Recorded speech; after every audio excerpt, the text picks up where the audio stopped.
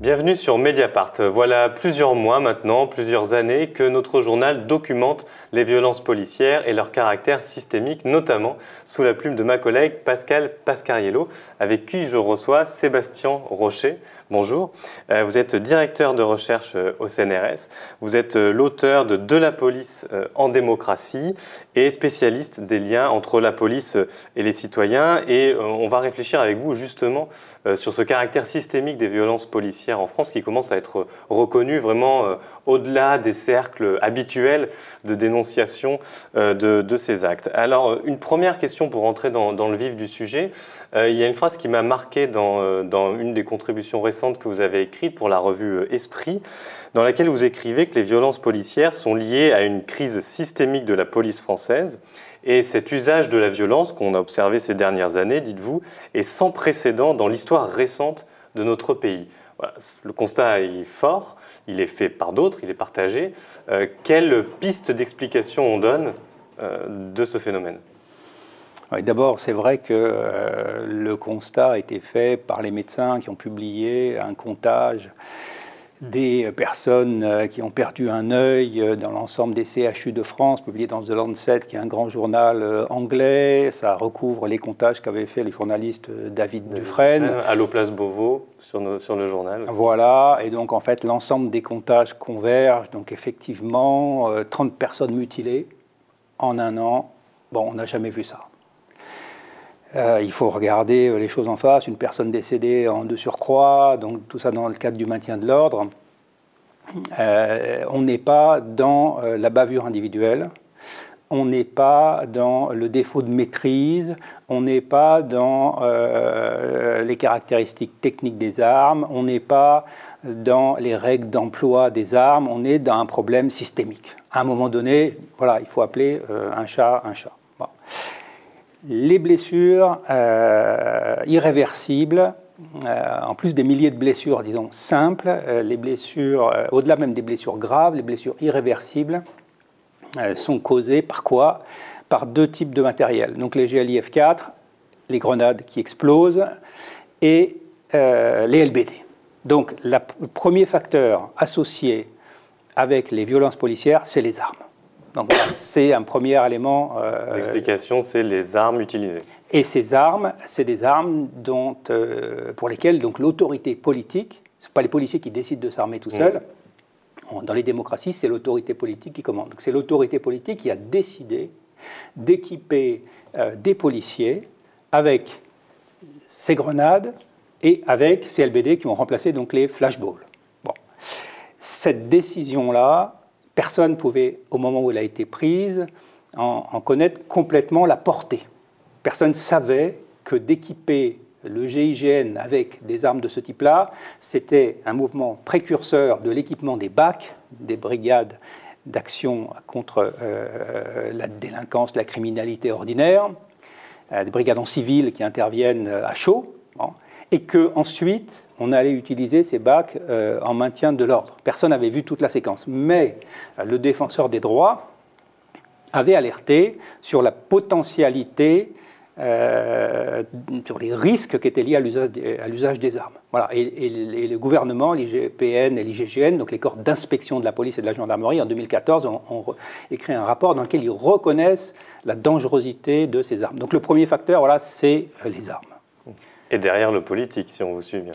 Et derrière, encore une fois, la police, son emploi est décidé par l'autorité politique, son équipement est décidé par l'autorité politique. C'est la règle dans les démocraties, les polices sont soumises à l'autorité politique.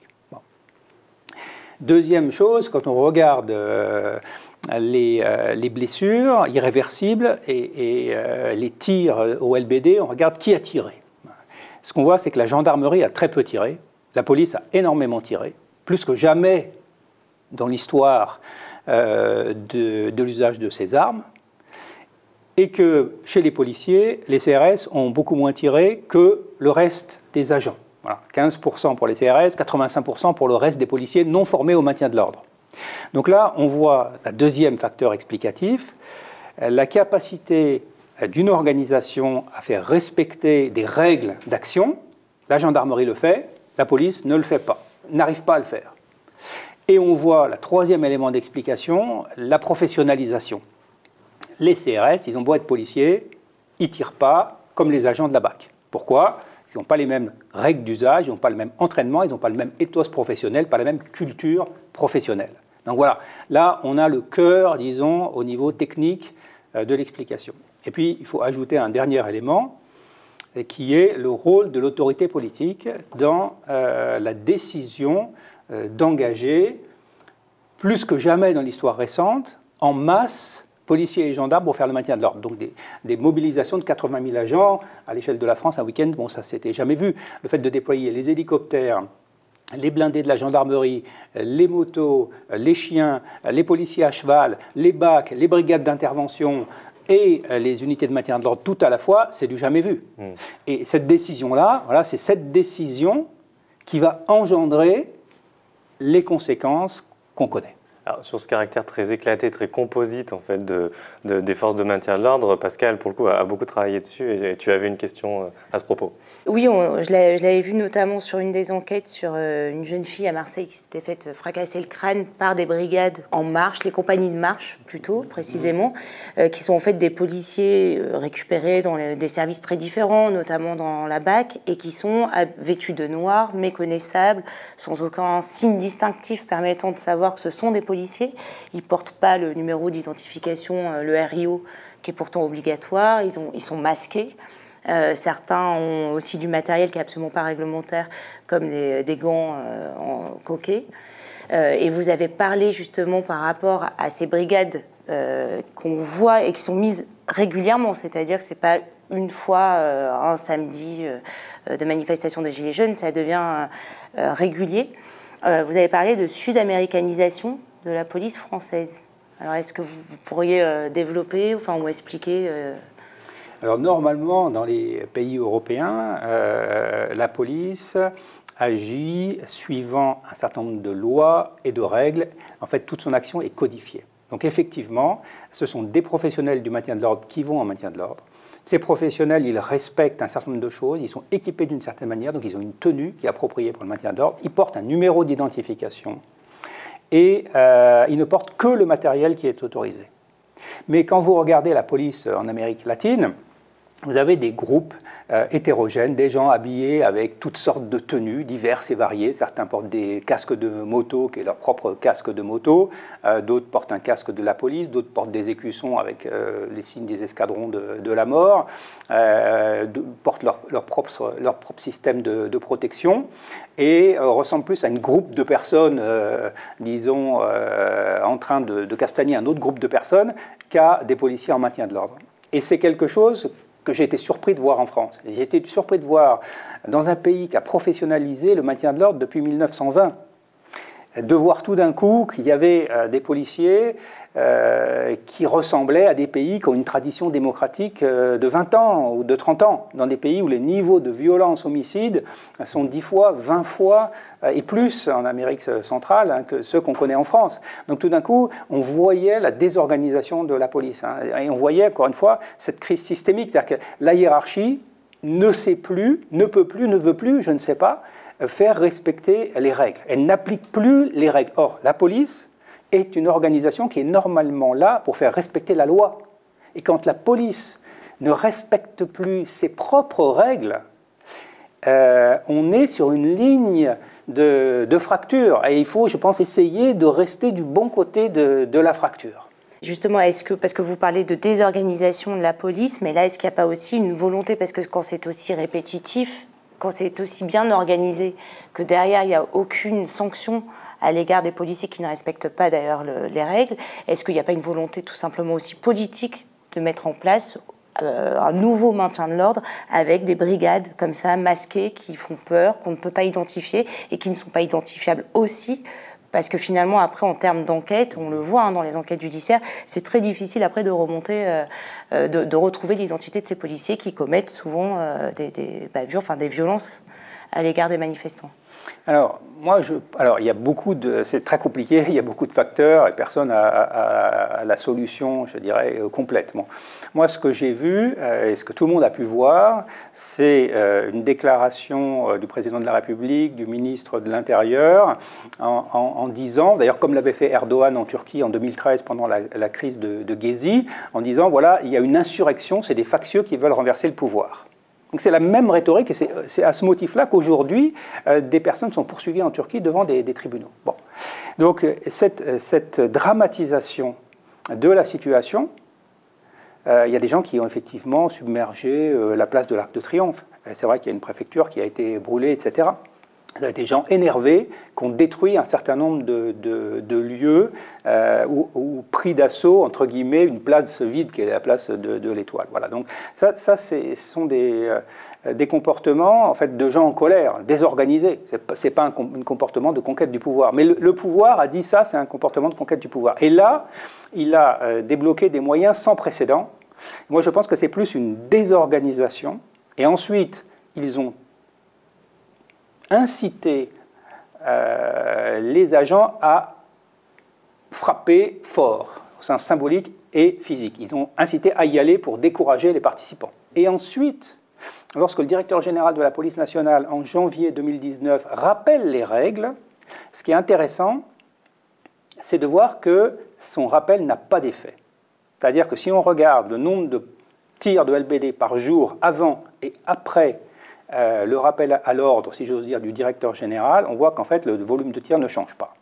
Voilà. Donc on a plutôt... Je m'arrête un peu là-dessus, parce que c'est très frappant. C'est-à-dire qu'il y a une sorte de réaction disproportionnée au plus haut niveau politique, et ensuite il y a comme une sorte d'effet cliquet où on ne tient plus les troupes comme on est censé les tenir. Exactement. C'est-à-dire que les policiers, à la fois, ils ont des incitations à considérer ceux qui sont en face d'eux, non plus comme des citoyens en colère, mais comme des factieux, une foule insurrectionnelle, globalement. Et de l'autre côté, les policiers ils reçoivent les projectiles sur la tête. Donc la combinaison des deux éléments, avec la présence intérieure des unités d'intervention et des BAC, qui sont habitués à faire quoi? À neutraliser des gens dangereux. Bon, ce mélange explosif détonne. Voilà, c'est ce qui se passe. Et là, normalement, la hiérarchie aurait dû être en position de dire non, les gants coquets, ça n'existe pas. Les équipements, voilà, c'est ça qui est standardisé. L'usage du LBD, c'est comme ça et c'est pas autrement. Le port du numéro Rio, c'est une circulaire officielle du ministre de l'Intérieur. Tout ça aurait dû être respecté. Et tout ça n'a pas été respecté. Donc c'est là que je dis qu'il y a une crise systémique de la capacité à commander du ministre de l'Intérieur. Bon. Ou peut-être une volonté politique de réprimer aussi ainsi un mouvement de contestation sociale ou politique. Oui, il y a une volonté de s'opposer au mouvement des Gilets jaunes qui avait débordé, on va dire symboliquement, le pouvoir. Oui, le pouvoir l'a dit lui-même. Moi, je n'ai pas besoin même de faire l'interprétation. Ils l'ont dit. Ils ont dit on a été débordé, maintenant on va être ferme. Donc voilà. Mais à mon avis, si vous voulez, on ne réprime pas des mouvements de cette nature-là. Quand ils ont cette taille et cette durée, ce qu'on fait, c'est qu'on peut effectivement les exciter un peu plus, mais le mouvement, il a eu des traces, et il aura des traces extrêmement durables. On n'a jamais connu une mobilisation sur les questions de violence policière comme on la connaît aujourd'hui. Jamais.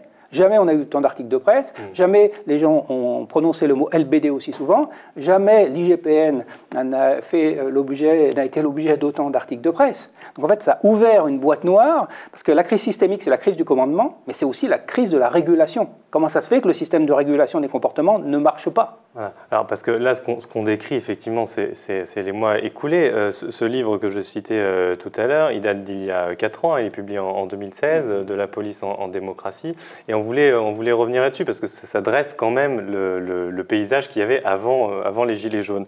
Dans cet ouvrage, où on retrouve d'ailleurs toute votre méthode qui se fondait beaucoup sur des enquêtes de terrain, des données empiriques en France et ailleurs, donc il y a beaucoup ce jeu comparatif avec les autres pays, on voit que les performances françaises, en termes de confiance notamment de la population, est assez médiocre. Plus précisément, comment est-ce qu'on situe la France par rapport à ses autres voisins européens, enfin disons dans l'Union européenne telle qu'elle est aujourd'hui, et même question que tout à l'heure, en fait, comment on explique le retard qu'elle a par rapport aux pays de richesse comparable? Ces enquêtes, elles permettent de dire, OK, la police, si c'est un service public, quel doit être son objectif? Ben, c'est de servir le public. Donc à ce moment-là, à qui on demande si le public est bien servi? Ben, on demande au public.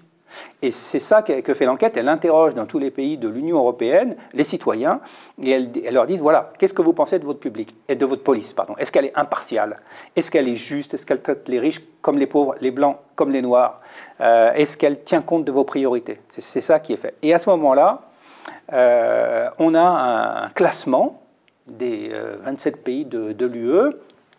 Et à la fois dans ces enquêtes et dans d'autres enquêtes, donc la France va arriver en général dans le haut du tiers inférieur. Si on découpe les 27 pays en 3 x 9, 27, hein, on est en général autour de la 9e, 8e place, etc., souvent proche de la Bulgarie, de la Grèce, etc. Bon, on est... Pas déshonorant, mais pas glorieux quand même. Bah, si, c'est quand même déshonorant. Je veux dire, on est la 6e économie du monde. La tradition démocratique et le niveau de richesse. Voilà, on est derrière l'Allemagne, bon, avec l'Angleterre, on est toujours proche, mais disons 2e ou 3e économie de l'UE. Un système démocratique installé maintenant depuis la libération sans interruption, une histoire révolutionnaire, etc. Bon, dans tout le monde, voilà. Donc on a normalement, on n'est pas classé là. Là, c'est le classement des pays qui n'ont pas les ressources, pas le système d'éducation, pas le système de contrôle au niveau du système français. Donc on est objectivement mal classé, et toujours plus mal classé que l'Allemagne. Une petite parenthèse rapide, mais c'est un passage du livre qui m'a intéressé. À un moment, vous posez la question à un policier français, vous lui dites « Est-ce que vous êtes bien équipé pour aller au-devant de la population » Il dit « Oui, c'est bon, j'ai tout le matériel qu'il faut ». Et vous, dans votre tête, la question était différente. Est-ce que vous êtes équipé en termes de discours, de capacité à rentrer en dialogue, quoi. Voilà. C'est un travail sur les relations police-population. Et donc, on demande aux policiers les relations avec la population, comment vous voyez ça? Et le policier répond, je suis bien protégé physiquement. Alors qu'effectivement, l'enjeu, ce qui protège le policier allemand, ce qui protège le policier anglais, c'est l'approche, c'est la recherche du consentement, c'est la consultation, c'est la connaissance de la société, de la diversité de la société. C'est ça qui lui permet de s'ajuster, de s'adapter, etc. Et l'idée de ne pas faire usage de la force. En France, vous avez un certain nombre de responsables syndicaux qui disent « Le problème, c'est que la police ne fait plus peur ». Le modèle français, c'est la police qui fait peur. Comment vous avez confiance dans quelqu'un qui vous fait peur? Donc il y a une erreur de diagnostic, là où en Allemagne, le slogan c'est « La police, ton ami », et celle qui va t'aider. En France, la police, d'après les responsables qui ont prononcé ces mots, c'est la bonne police, c'est la police qui fait peur. Donc là, on a vraiment un problème de modèle. C'est un problème systémique. Ce n'est pas les agents qu'il faut blâmer un par un. Les agents, ils travaillent un peu comme ils peuvent, formés comme ils sont, 2 fois moins qu'en Allemagne, 3 fois moins qu'au Danemark. Vous avez déjà un peu répondu, mais peut-être vous pourriez développer. C'était justement ça ce qu'on a oublié en France, c'est-à-dire que le rôle de la police, c'est ce que vous expliquez en introduction du livre, le rôle d'une police en démocratie, c'est pas de faire régner l'ordre, mais c'est de servir les citoyens et de faire preuve d'impartialité. Est-ce que vous pouvez un peu plus expliquer cette idée qui, en France, du coup, nous est très étrangère? Oui, si on dit qu'est-ce que fait l'État, si l'État a une fonction de protection, eh bien, la police, elle a cette fonction de protection. Donc, elle doit apporter à tous, de manière égale, le même service. Donc, de façon égale et impartiale, à tous. Voilà. Et donc, elle doit rechercher, à savoir comment elle peut rendre ce service. Elle n'est pas une force qui s'impose, elle est une force qui est capable de dialogue, qui est capable d'analyse. Bon, alors, c'est ça le défi. Comment on transforme une force en un service? Et la France est toujours au milieu du gué. Alors, elle fait mieux que d'autres pays, c'est certain, que le Brésil, la Russie et beaucoup d'autres pays. Mais dans sa catégorie des pays riches, etc., elle est comme bloquée dans les années 80. On est bloqué comme 40 ans en arrière. Et on a eu la tentative de la réforme de la police de proximité, qui finalement n'a pas été jusqu'à son terme. Donc on est bloqué en fait dans les référentiels des années 80. Voilà. On n'arrive pas à franchir ce seuil et à dire oui, la vraie fonction de la police, c'est de servir et de créer de la confiance. Alors, pour justement dépasser ces blocages-là, quels sont les chantiers qui vous semblent prioritaires? Est-ce que c'est au niveau des organismes de contrôle? Vous avez évoqué plusieurs fois l'IGPN au début de l'entretien. Est-ce que c'est au niveau, en priorité, de cette tactique de maintien de l'ordre dont on a beaucoup parlé? Est-ce qu'il faut lancer tous les chantiers en même temps? Qu'est-ce que le chercheur préconise à l'action publique? Bon, moi, j'ai travaillé dans plusieurs pays étrangers pour assister, donc pour l'Union européenne, des pays à programmer en fait leurs réformes. Donc moi, ce que je crois, c'est que ça se programme. Donc il faut un plan pluriannuel. Donc il n'y a pas de solution. Personne n'a la solution clé en main pour que les choses aillent mieux demain. Bon, il y a beaucoup d'annonces qui sont faites même dans le cadre de la campagne des municipales, mais ce n'est pas comme ça qu'on réforme une police. Donc c'est vraiment un plan de long terme. Voilà, il faut définir des étapes. Bon, et la première étape, c'est la vision politique. C'est la vision politique. C'est-à-dire que vous pouvez réformer dans une direction si vous avez défini la direction. Mais pour l'instant, il n'y a pas de direction, il n'y a pas de carte. Donc on ne sait pas où on veut aller, on n'a pas de boussole et on n'a pas de carte. Sans boussole et sans carte, vous allez nulle part. Donc c'est la situation française qui explique pourquoi notre pays riche, où les gens sont bien formés, ne progresse pas en matière de police. C'est ça qui l'explique. Donc la première chose, c'est de définir cette boussole. Si on veut aller dans la direction de la police comme service, à ce moment-là, on fait un certain nombre de transformations. On a besoin, par exemple, de moins de policiers. Il faut diminuer le nombre de policiers en France. Pourquoi ? Pour pouvoir les former plus longtemps. Parce que la formation, ça coûte. Il vaut mieux un policier qui travaille bien que 2 policiers qui travaillent mal. Ça se comprend assez bien. Donc ça, c'est la première chose. Il faut pouvoir aussi que les policiers aient des conditions de travail qui soient meilleures. Donc on ne peut pas avoir plus de policiers formés plus longtemps avec des meilleures conditions de travail. Personne ne va payer pour ça. On a déjà plus de policiers que les autres pays de l'Union européenne en moyenne. Donc il faut faire des choix stratégiques. Qu'est-ce qu'on veut ? Voilà, moi je pense qu'il faut moins de policiers, mieux formés. Et ensuite, il faut des outils de contrôle modernisés et démocratisés. Un contrôle externe doit être renforcé. On ne peut pas avoir le chef de la police, qui est aussi le chef de l'IGPN, et qui est celui qui va donner leur prochain poste aux agents enquêteurs. Les enquêteurs qui font une enquête, à la fin de l'enquête, ils savent qu'ils vont devoir être mutés quelque part. Donc ils savent très bien qui est leur chef. Donc il faut moderniser cet outil de contrôle également. Parmi les blocages, est-ce que les syndicats, par exemple, en France, ont une place évidemment trop importante? On l'a vu encore au Salon de l'Agriculture, lorsque Emmanuel Macron a été interpellé par une gilet jaune qui a demandé à ce que les forces de l'ordre soient plus calmes. La réponse qu'il lui a apportée était celle qu'on entend tout le temps chez les syndicats, qui est de dire mais la police est épuisée. Donc on se rend compte aussi du poids peut-être trop important en France, comparé à d'autres pays européens, qu'ont les syndicats. Alors, là, un mot sur l'épuisement. D'abord, l'épuisement n'explique pas l'usage des LBD et des grenades de désencerclement. C'est-à-dire que dans les études qu'on possède sur l'usage de la force, donc des armes par la police dans les pays étrangers, il n'y a pas d'études en France, la fatigue n'est pas un facteur. Et on le comprend bien, ce n'est pas parce qu'on est fatigué qu'on tire sur un manifestant à 2 mètres de soi. La fatigue peut déclencher des crises, effectivement, de tension physique, etc., de personnes qui sont l'une face à l'autre, mais pas l'usage des armes. Bon. Les syndicats, d'abord, les policiers ont le droit d'être syndiqués. Donc les syndicats sont un élément normal et même légal dans l'Union européenne du fonctionnement des polices. Donc les professionnels ont le droit d'être représentés. Bon, la particularité du système français, c'est que les syndicats co-gèrent tout le système. C'est-à-dire qu'ils se plaignent, par exemple, des suicides dans la police, mais en fait, ils ont co-géré la police jusqu'à présent. Donc, ils ont cette double assise, j'ai envie de dire, où d'un autre, ils se plaignent des choses qu'ils ont eux-mêmes mises en place. Bon, ils se plaignent de la performance, par exemple, du système de performance. C'est eux qui l'ont mis en place avec Nicolas Sarkozy. Et ils disaient à l'époque, les syndicats de commissaires, nous n'avons jamais été aussi proches des idées des dirigeants politiques. Donc voilà, donc il y a un système en France de cogestion. Donc les carrières sont gérées avec les syndicats, les sanctions sont gérées avec les syndicats. C'est là qu'il y a un problème. Les stratégies de maintien de l'ordre sont également gérées avec les syndicats. C'est là qu'il y a un problème. Les syndicats sont complètement légitimes, mais ils sont légitimes à leur place. Et aujourd'hui, les stratégies de police devraient être des stratégies décidées par l'autorité politique, en concertation avec les élus locaux, par exemple, pour la ville de Paris, ça pourrait être beaucoup plus le cas, et aussi faire place à l'analyse, par exemple, des médecins qui voient les effets des armes. Donc la consultation ne devrait pas être un face-à-face syndicat-autorité politique, ça devrait être une consultation beaucoup plus large. Trouver le bon système de maintien de l'ordre, ce n'est pas juste, encore une fois, des policiers face aux ministres qui vont la trouver. Ça nous concerne tous en tant que citoyens, en tant que chercheurs, en tant que société civile, etc. Vous avez évoqué les élus locaux. J'avais une petite question, puisqu'on enregistre cet entretien à quelques semaines à peine des élections municipales. Les polices municipales ont pris beaucoup d'importance depuis 2-3 dizaines d'années. Et ce qui a pris beaucoup d'importance aussi, ce sont les polices municipales armées. Et dans plusieurs villes, il y a des propositions des candidats à armer la police municipale. J'étais curieux de voir votre avis sur la pertinence de ce choix-là. Si vous voulez, c'est toujours la même chose, c'est que le choix est pertinent par rapport à une finalité. Donc si le but, c'est de faire des petites polices nationales, qu'on appelle municipales, c'est logique. L'idée, c'est d'avoir les mêmes pouvoirs que la police nationale, les mêmes équipements, les mêmes armes et de travailler de la même manière.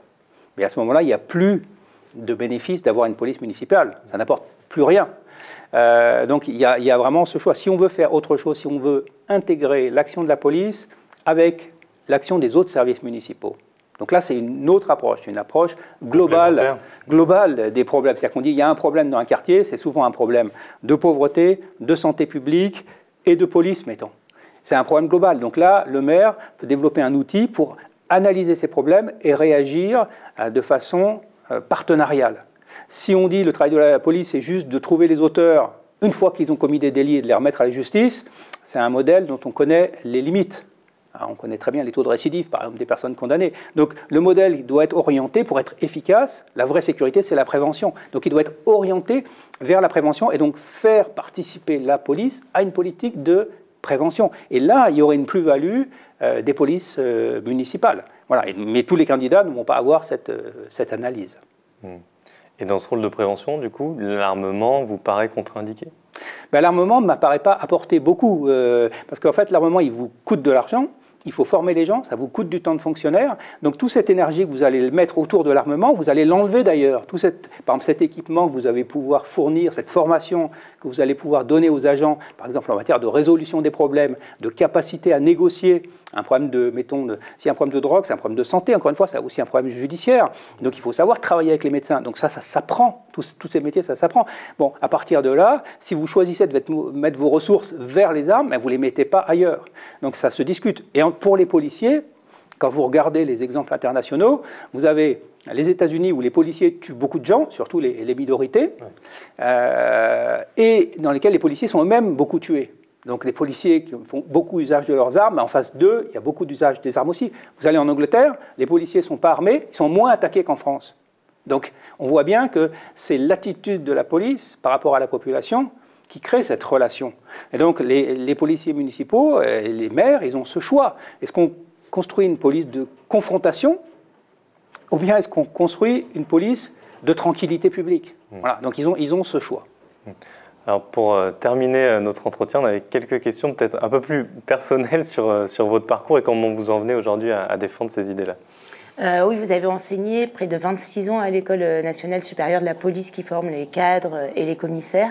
C'était un enseignement qui était sur l'analyse de l'insécurité.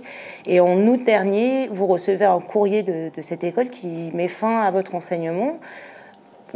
C'est quoi? C'est une décision politique parce que vous avez émis trop de critiques à l'égard des policiers pendant le mouvement des Gilets jaunes? Est-ce que c'est la police qui ne supporte pas qu'on la critique ou qu'on analyse ces violences? Alors, on ne sait jamais ce qu'il y a dans la boîte noire, mais disons qu'il y a eu 2 fois dans ma carrière, j'ai été mis en porte-à-faux dans ma fonction d'enseignant à l'école des commissaires de police. En 2005, pendant les émeutes, parce que j'avais estimé aussi qu'il y avait un certain nombre de problèmes. Il y a les émeutes, il y a des policiers qui poursuivent des gamins qui meurent. Bon, c'est quand même un problème. Donc j'ai dit, là, il y a à nouveau, et déjà, cette question des relations police-population, quand on connaît les gamins, on n'a pas besoin de leur courir après. Donc si on a une police qui intervient, qui ne connaît pas la situation, elle va commettre des erreurs. Bon. Donc ça m'a valu une première tentative de la part des organisations syndicales de me faire démissionner de l'école. Bon, j'ai gardé les courriers. Et là, à nouveau, pendant la crise des Gilets jaunes, devant la multiplication des mutilations, j'ai aussi pensé qu'une police qui ne mutile pas est meilleure qu'une police qui mutile. Donc je l'ai dit dans la presse. Bon. Et à la suite de ces prises de position, on m'a dit qu'il y avait une réforme de l'enseignement. Après, on a interrogé, un journaliste de Libération, Ismaël Alissat, a interrogé, et en fait, cette réforme concernait que le module dans lequel j'enseignais, et dans le module ne concernait que moi. Donc, c'était une réforme de l'enseignement, on va dire, sur mesure. Voilà. Donc oui, en situation de crise, sous pression, il y a une organisation, elle a deux solutions. Voilà. Soit je dis, j'ouvre et je réfléchis, je profite de la crise pour faire mieux, soit je me referme. Bon, voilà, c'est plutôt cette solution qui a été mise en œuvre. Alors, ce qui nous interpelle, c'est qu'à la fois, il y a cette forme de sanction qui ne dit pas son nom de la part du pouvoir ou de l'administration. Et d'un autre côté, parmi les sociologues qui travaillent sur les questions de sécurité et de police, pour dire les choses un peu plaisamment, vous n'êtes pas considéré comme le plus gauchiste, quoi. Et notamment parce que au moment des fameuses polémiques qui datent un peu sur le sentiment d'insécurité, on parlait de ça à la fin de la gauche plurielle de Jospin, vous documentiez le fait que ce sentiment correspondait à une réalité, à des faits. À l'époque des émeutes de 2005 que vous avez évoquées, vous aviez plutôt dénié le caractère politique de ces émeutes que certains décrivaient. Vous avez aussi travaillé sur quelque chose de très sensible qui est les effets des origines ethniques, culturelles dans le rapport à la police. C'est trop de boîtes à ouvrir, en tout cas, mais est-ce que vous considérez que vous avez tracé le même sillon intellectuel depuis ces années-là, ou est-ce qu'il y a une évolution dans votre approche des questions de sécurité et de police? Je suis un empiriste à la base, donc j'ai essayé de théoriser un certain nombre de choses, mais je reste un empiriste, donc ce que je fais est appuyer sur des enquêtes, vous l'avez dit au début, donc des systèmes d'observation. Ouais. Quand, par les systèmes d'observation, on voit qu'en France, les minorités ethniques sont surdélinquantes, ce qui n'est pas le cas dans tous les pays de l'Union européenne, ce qui interroge d'ailleurs de savoir pourquoi en France et pas ailleurs. Je le décris, je dis voilà, c'est ça, voilà ce qu'on voit. Et lorsque on a une police française qui est classée, encore une fois, dans le tiers inférieur des pays de l'UE, je vais le décrire aussi. Et après, je cherche à comprendre. Donc c'est ça qui fait qu'il n'y a pas de... Il n'y a pas une pensée, je dirais, où j'aurais déroulé un programme scientifique ou politico-scientifique. Il n'y a pas d'agenda idéologique. Voilà, je n'ai pas cette chance ou cette force. Donc j'ai été guidé par en fait l'analyse des événements, de l'actualité, donc l'émergence du sentiment d'insécurité. C'est vrai que personne ne voulait considérer, mais qu'il y a quand même eu des effets politiques considérables. Voilà, les hommes politiques ont décidé de répondre à ce qu'ils appelaient le sentiment d'insécurité. Dans les années 80, ça a été une grande transformation. La gauche a dû réviser complètement sa carte idéologique, etc. Donc voilà, j'ai analysé ça, j'ai analysé les émeutes, etc. Donc c'est ça. Bon, après, c'est vrai que j'ai travaillé, donc, comme je disais, en Turquie et dans d'autres pays de la Méditerranée. Et j'ai mieux vu et mieux compris la valeur de la protection des droits. Voilà, c'est difficile en France de connaître la valeur des droits de l'homme. C'est difficile parce qu'ils ne sont pas parfaitement garantis, bien sûr, mais ils sont assez bien garantis. Donc on voit même mal ce que ça veut dire. Mais par contre, quand on va dans les régimes autoritaires, la Turquie, dans la Tunisie, juste après Ben Ali. Je visite le ministère de l'Intérieur, et là, avec des collègues tunisiens, ils me disent, voilà, cette descente à droite, je l'ai prise une fois, c'est quand je suis descendu à la salle de torture, sous le commissariat central. Ou quand, en Turquie, on était dans un hôtel qui est devenu un hôtel de luxe, pour organiser une conférence internationale, et ça, c'était l'ancienne prison des militaires en Turquie, et qui me montre la petite fenêtre et qui me dit là, c'était ma cellule. Donc, disons, ça voilà, ça m'a transformé, forcément. Et je me suis dit, oui, ce qu'on a, on ne doit pas le perdre. Donc, ça a informé ma lecture, ma compréhension de ce à quoi servent les polices. Pourquoi? Parce que dans ces polices-là, dans ces pays-là, à ces moments-là, à quoi servait la police? En Égypte, l'idée, c'était, avant la transition et l'arrivée de Morsi, c'était d'éliminer physiquement l'opposition. Donc la police, sa fonction était une fonction d'élimination physique de l'opposition. Moi, je me dis, ce n'est pas une très bonne approche. Voilà. Et ensuite, la fonction avait...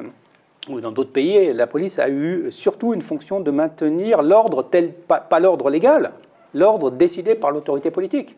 Donc, moi, je dis, si la police maintient l'ordre, c'est un ordre légal. Lorsque les personnes sont mutilées, est-ce que c'est ça, l'ordre légal? Probablement pas. Donc voilà, c'est ce passage dans des pays qui n'ont pas les moyens de faire la police bien. En Afrique de l'Ouest aussi, voilà, ça m'a renforcé dans mes convictions qu'il fallait que la police protège les droits comme c'est dit dans la Constitution en réalité. Très bien, merci beaucoup Merci Sébastien beaucoup. Rocher, merci Pascal également. Je rappelle le titre de votre livre, De la police en démocratie, c'est aux éditions Grasset. Merci à vous de nous avoir suivis. Et puis pour retrouver tous les autres entretiens vidéo de Mediapart, rendez-vous sur notre site et sur notre chaîne YouTube.